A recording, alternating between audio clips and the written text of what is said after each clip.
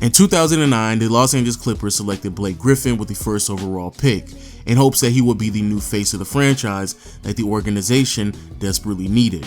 And soon after Blake Griffin was selected, he quickly climbed the ladder of superstar status and started to become a household name.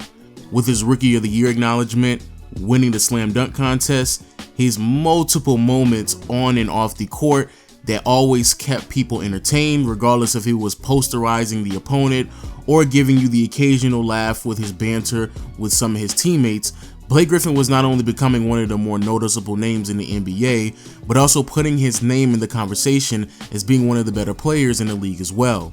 Because by the end of the 2014 season, which was his fourth year in the NBA, he had already finished third in the MVP race. However, as time has continued to pass us by, Blake Griffin earlier this year was traded to the Detroit Pistons. In return, the Clippers received Tobias Harris in a trade that left many people, including myself, vastly confused. But it did give Blake Griffin the opportunity to show his superstar status with a new organization that desperately needed it. Unfortunately for both parties, nothing really came out of that transaction for the Detroit Pistons, nor for Blake Griffin. And here we are now in the middle of the summer with the Eastern Conference that no longer features LeBron James, which thus has prompted multiple people to ask who are the best players in the Eastern Conference, and a player that we used to unanimously deem one of the top 10 players in the league just 4 to 5 short years ago, now is not even in the conversation to be one of the better players in the East. So that leaves just one question: what happened to Blake Griffin?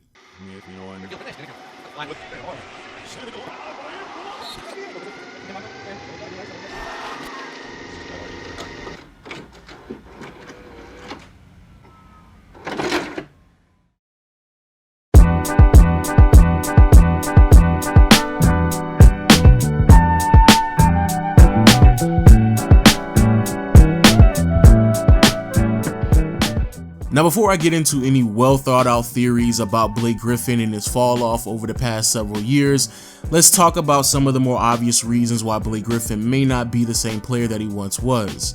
For one, we have to talk about injuries, which is pretty obvious. Over the past several years, Blake Griffin has been suffering from injuries that have kept him sidelined for very pivotal moments of his career. And with Blake Griffin spending more time trying to rehab instead of trying to get better at his craft, it would obviously point to the reason why he has become stagnant over the last several years. Potentially another reason why Blake Griffin has fallen off over the past several years is because a lot of people just genuinely believe that Blake Griffin was never really that good and he was overrated during his prime. Sure, you can point to the numbers, the all-star teams, and the all-NBA selections that Blake Griffin earned over his first 4 to 5 years in the NBA, but if you look a little bit deeper into who Blake Griffin was in the early stages of his career, many people believe that Blake Griffin was just another entry in a long line of athletic forwards who heavily relied on a guard and was never really that good defensively and became dependent on their athleticism. So once they started to age, their athleticism started to deteriorate, along with their impact on the league as well. Now, I'm not disregarding those two reasonings, and I'm not even saying they're not quality arguments. However, I have to make a living on YouTube, so I can't make 5 to 6 minute videos. So what I decided to do is look a little bit more deeper into Blake Griffin's career, and I came out with 2 theories to why Blake Griffin has been stagnant, and many people, including myself, would argue that he has fallen off pretty significantly from where he was just 4 to 5 years ago. Now, the first theory I like to call the powerless power forward, and it is a theory that was made famous by a fellow YouTuber by the name of MDJ. It's always a little bit difficult trying to define which players are at which position, but for the sake of this argument or this stat, I'm just going to use the estimates that basketballreference.com provides for player position estimates. In 2014, there were 7 power forwards in the top 20 of scoring. Those 7 players were Anthony Davis, LaMarcus Aldridge, Blake Griffin, Kevin Love, Dirk Nowitzki, LeBron James, and Carmelo Anthony. And then we fast forward a year later, 2015. So in 2015, there were only 3 power forwards left in the top 20 in scoring. And then you fast forward another year, in 2016, there was only 1 power forward in the top 20 in scoring. And that was Blake Griffin, who actually only played 35 games that season. So you might not even count him. And then you fast forward another year to 2017. and there were no more power forwards left in the top 20 in scoring. Now, to put things in perspective, pretty much every year in NBA history up until now, there's been at least 3 power forwards in the top 20 in scoring every single season. I think one of the main reasons why we are seeing less and less power forwards being dominant is that there is no such thing anymore as really a power forward. I mean, there is this position that we put people in called power forward, but this position compared to all the other 4 positions has transformed so rapidly in the past 10 years that no one's really sure what is a power forward anymore. So here's kind of my theory of how I look at it. The power forward position has kind of split off into 2 camps. So you have one camp that started splitting more and more towards the small forward place, and one camp that split more and more towards the center place. So the people who split off into the small forward place are people who started playing more and more like guards. And then you have guys, power forwards, who started shifting more and more towards the center position, although their game actually didn't change that much. So I think somebody like LaMarcus Aldridge is a pretty good example. So that does leave a sort of vacuum at the power forward position. And then I think you have guys, someone like Blake Griffin, who is at this vacuum and he doesn't really know which way to go. So he's kind of stuck in no man's land in a sense. He's in a room that everyone has already left. And I honestly couldn't say it better myself. But just for further context, let's go back to 2014 real quick so you get a better understanding on what exactly the power forward position looked like. Because not only do you have those players that MDJ referred to, but you also have power forwards such as Tim Duncan, Zach Randolph, David Lee, and Greg Monroe. The power forward position back then was vastly different from what we see in today's league. If you wanted to create your own shot, you did it through posting up. If you wanted to help out defensively, then you would protect the rim. And if you wanted to space the floor, then you would just shoot elbow jumpers. Now fast forward to today's league, and if you want to create your shot at the power forward position, a lot of power forwards, they actually just take people off the dribble. If you're going to help out defensively, it's with switching on pick and rolls. And if you want to space out the floor, you definitely need to have a 3-point shot. And also, I believe a lot of people would be surprised on the players who spent most of their time at the power forward position. We're talking about players such as Giannis, Kevin Durant, LeBron James, PJ Tucker, and Tobias Harris. Which brings us back to the Blake Griffin and Tobias Harris trade. Now the reason why this is so important is because Tobias Harris is one of these new hybrid forwards who can play both the small forward and power forward position. Tobias Harris entered the NBA at the small forward spot, so making that transition to the new age power forward really isn't that difficult for him whatsoever. Tobias Harris isn't afraid to put the ball on the ground and create his own shot through penetration. Tobias Harris isn't afraid to switch on pick and rolls, especially since he's been accustomed to guarding perimeter players his entire career, and Tobias Harris is a better 3-point shooter than Blake Griffin as well. So despite the fact that many people view Tobias Harris as a role player, his impact on the game might just be just as much as Blake Griffin's is. Now another reason why this ties together so well with Blake Griffin's career is something that MDJ said earlier in his explanation.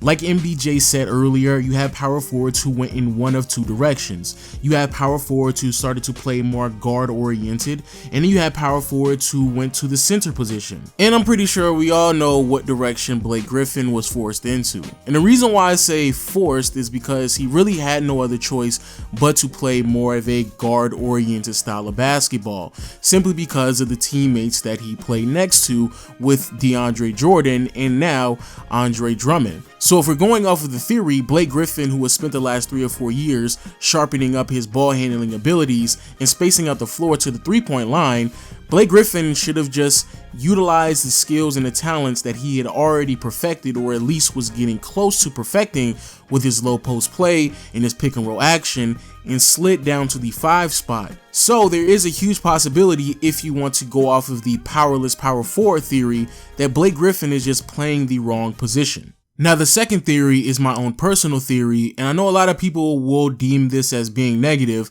but I honestly believe that this theory has a lot of validity and truth behind it. Now I like to call this theory the shallow talent pool theory. And to simplify the definition of this theory, it basically means that there have been players throughout NBA history who have significantly benefited by playing at a point in time where there just wasn't that many talented players in the NBA. And of course, great examples of this are back in the 50s and 60s, and I would even go as far as saying even in the 70s as well, as my belief is that the 70s is easily the weakest decade in NBA history. However, that's neither here nor there. I honestly believe this theory applies to a more recent time in NBA history. Going back to 2010 through 2015, I honestly believe that 5 to 6 year period was way weaker than I think a lot of people want to admit. Now let me paint a picture to some of my younger audience during this stretch of time in the NBA. This is a time where the NBA was in constant transformation. The NBA was attempting to get smaller, more teams were experimenting with shooting threes, which is obviously pushing certain players out of the NBA. Also, this is before the point guard renaissance, so players such as Rondo, and this is not a knock on Rondo, but Rondo was deemed one of the better point guards in the NBA during this time. Furthermore, this is a time where the center position was easily the weakest it has been in league's history. So during this stretch of basketball, Dwight Howard was still viewed unanimously as the best big man in the NBA, despite the fact that we all knew that he was a shell of himself. And then after that, the conversation started to dwindle down to players such as Andrew Bynum or Brook Lopez. And there was literally a moment where people were just enamored with the idea that Roy Hibbert could protect the rim without fouling anybody. Focus really on your verticality. Verticality. Hibbert's allowed to go up in that restricted area. That summer I started working on jumping straight up after I saw Dwight do that. Yeah, that was an actual moment in NBA history. And then you add in a stretch of years of draft classes that were extremely underwhelming, and there you have it. A talent pool that is so shallow that Blake Griffin potentially looks better than what he really was. And Blake Griffin isn't the only player who this applies to. Players such as Paul George, John Wall, DeMar DeRozan, Gordon Hayward, all were pegged to be franchise players 4 or 5 years ago. Fast forward now, and either A, they're not the best player on their team, or B, we are having real legitimate questions on how impactful they can actually be on a team. And I believe a huge reason why this is so is because how many players have entered the NBA within the last 3 to 4 years who are just as impactful, just as great, who are putting up numbers in their first, second, third year that could rival other players' numbers who have been in the NBA 2 to 3 times longer than they have been. And if we're going to be honest with ourselves, and again, I'm not trying to point out anybody, but I just believe this is true, how far removed is Ben Simmons from John Wall, Victor Oladipo from Paul George, Donovan Mitchell from Gordon Hayward, and how far removed is Blake Griffin, even in his prime, from a Karl Anthony Towns, a Joel Embiid, Anthony Davis? If Jokic goes out and he averages 22 points next season, how far removed is Jokic from what Blake Griffin was doing 4 to 5 years ago? And because of this, it does make it a little bit more harder for players such as John Wall, Kemba Walker, Paul George, DeMar DeRozan, and Blake Griffin to stand out when there's so many great young players entering the NBA, which thus makes me question how great were these players even when they were posting up the numbers that they had been posting over the last 3 to 5 years. But hey, all of those are just theories, some of my ideas on what exactly is happening in Blake Griffin's career, because I do believe it's extremely interesting how much the conversation has changed around Blake Griffin and his impact in the NBA. Please let me know what you think about the video on Blake Griffin in the comment section below. Also, a huge shout out goes to MDJ for allowing me to use some footage and use his great theory that I believe applies to Blake Griffin in his career. And also, because I haven't really acknowledged this yet, shout out to everyone who's been watching this channel over the last 2 years, because we finally hit 100,000 subscribers. Furthermore, new episode of podcast in the comment section below. Always got to plug that. But with that being said, I'll see you all next time. Peace.